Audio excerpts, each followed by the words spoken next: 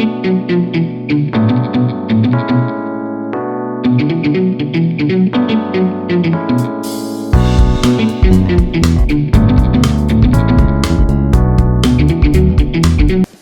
back, Paul Catalina, Pierre Nugent. Pierre, Ohio State, Penn State this weekend. Drew Aller, game time decision. Game time decision to me usually is never good news. Yeah, like, it's never good news. Maybe it'll work out, but I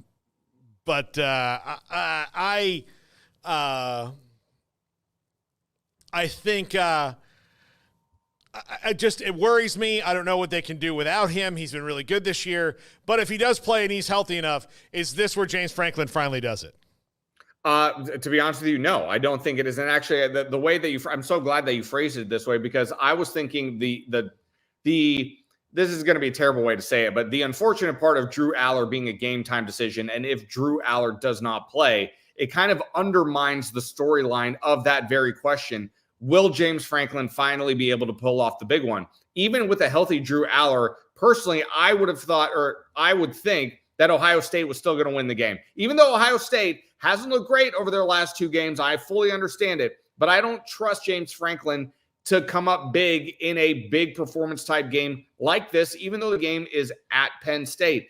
This is Penn State's chance. It feels like, Paul, I don't want to use the phrase it's now or never, because James Franklin has been there, 7 or 8 seasons now at this point, maybe even more. I don't even remember how long he's been there at this point.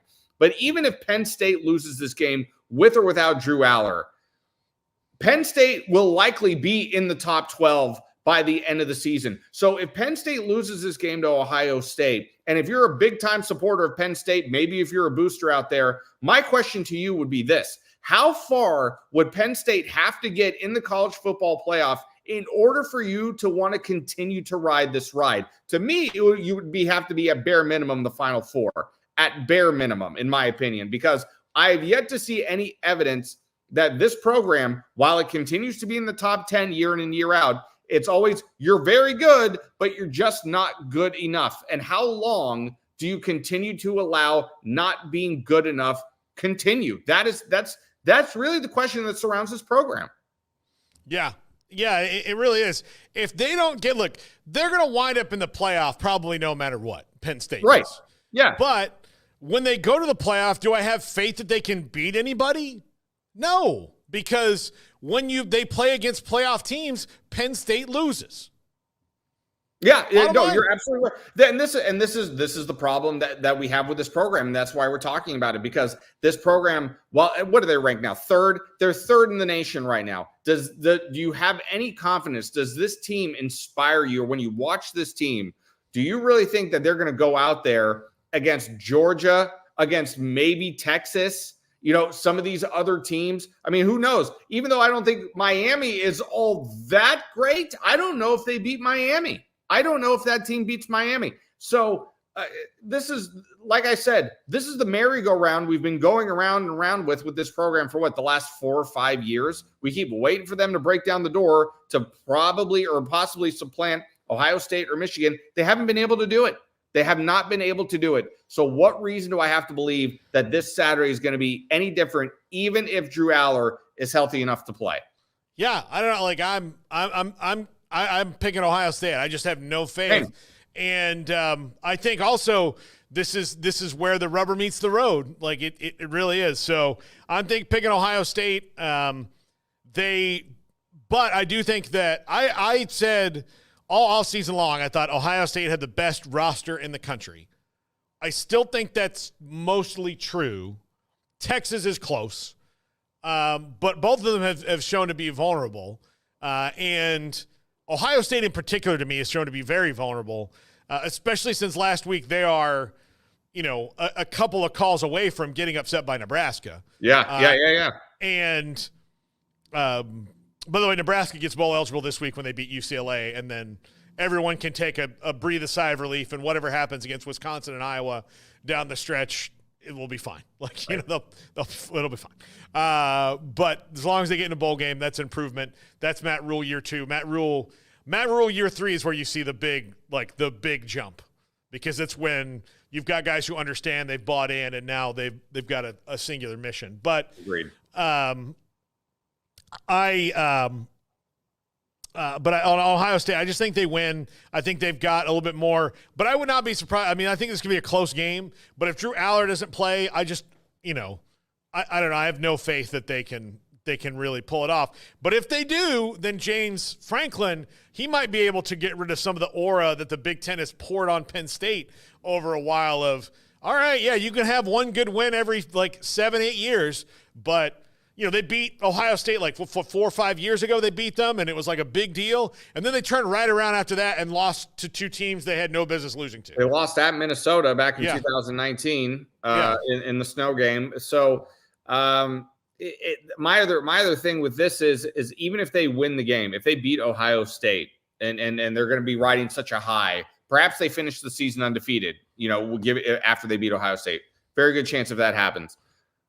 Once they get to the playoff, would anything short of a national title game appearance be acceptable at that point? I mean, this is the conundrum I keep facing with this program and with James Franklin at the helm.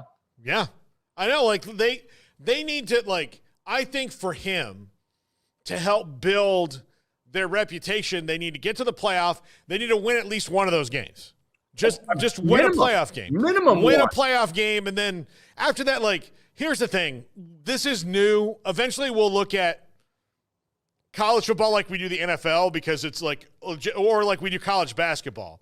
In college basketball, if you're a team that it claims to be on the top tier, if you're Kansas, North Carolina, Duke, where Gonzaga, where Baylor wants to be, where they think they are now, which I think they are. But if you're one of those teams, Houston, Arizona, listed at Kentucky, Louisville, all of them, your bare minimum is second weekend most every year. Yeah. Sure, you're going to get a bad matchup every now and again. It gets bounced maybe a couple years because, you don't shoot threes well, and then the team you get is the number one three-point shooting team from the Missouri Valley Conference, and they hit 10 of them in the first half, and you're like, what is going on here?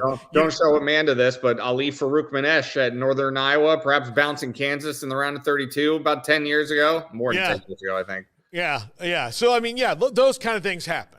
But if you are getting to the Sweet 16 most of the time, then you're doing the right thing because the NCAA tournament is a crazy, crazy thing. Right. It's just you can feel it when you're in the building, how different it is than just a normal day. Totally agree. It's just such a crazy thing. And the playoff, I think, will be like this because we've been so used to inevitability in college football. Now that that's changing, you have all this other stuff going on. I think that you'll see the tide shift a little bit to where, look, if I'm a fan, I want my team to be in the top 12, let's just say 3 out of 5 years, 2 out of 5 at worst, right? And if they're not in the top 12, I want them to be in the top 20, about to be in the top 12. Yeah. That's my expectation because the talent will move around, revenue sharing will change this. There's going to be a lot of things that are kind of shifting. But Penn State needs to probably do that more now for the immediacy of their program because just for so long, they've been just on the outside looking in going if we only had this, if we only had that everybody else does, they just got to win those big games when they're presented to them. Yeah, and here's your opportunity staring you right in the face. But, and this is really the unfortunate part. I mean, if Drew Aller doesn't play, then there's your built-in excuse right there, which I'm not saying isn't legitimate. It is. You're missing your starting quarterback and a quarterback who has played great football for you all year long. So, of course, yes, it's going to make a difference. But it just – the feeling of it for me will not be any different, even though I know if Drew Aller doesn't play. The feeling of it when the end result is Ohio State winning the game, the feeling won't be any different for me. Yeah, absolutely. Pierre, I wanted to close the show with this today, and it's a sad note, and a lot of people watching won't know about Chris Radcliffe, but if you're local here in Waco, you certainly know him. He's been in the air for almost 20 years, tragically passed away yesterday. We were friends with him. You worked directly with him for several years. My heart goes out to his family.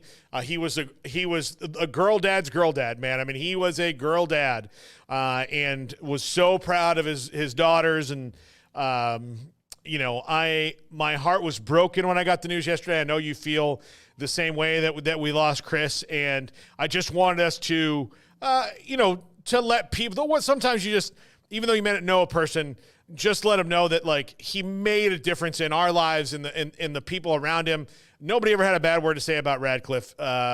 He early in my career, he really did help me with a lot of things just by like positive encouragement or ideas, coming in, co-hosting the show with me a couple times when I first started, and making me feel really at ease, telling me stories. His dad was the Lakers PA announcer for like 100 years. And, you name a Lakers player, they knew his dad. He played baseball with Jason Kendall. Like they were very close friends. It was really like just a really good guy to know. And the world is a sadder place without him in it now. And just wanted us to just pay tribute to our friend. Yeah. And, I got a text yesterday, and it certainly came as a shock. And Chris and I were kind of ships in the night at KCEN because, he would work the morning shift and I would work the night shift. But every once in a while when we would get a chance to work together or see each other, the thing that I was always left with him is just his infectious energy. He just always seemed to be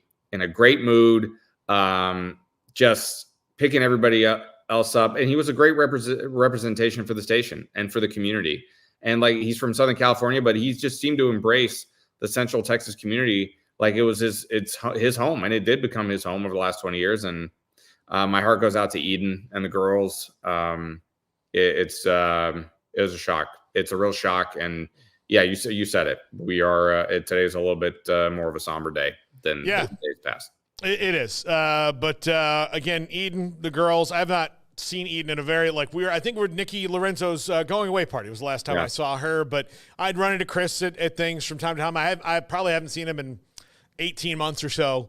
But just heartbroken to hear the news. He'd be a frequent at Baylor games. Yeah, he'd be a frequent at Baylor games, both football and basketball. And actually, I think that's the last place I saw him was at a Baylor basketball game. Yeah, doing that. So just really sad news. And Eden, girls, you have a lot more people behind you, even people you may never know you. But Chris affected a lot of people, all in a positive way. We all love him and we miss him, and our heart goes out to you. Pierre, thank you so much. That's going to do it for our show today.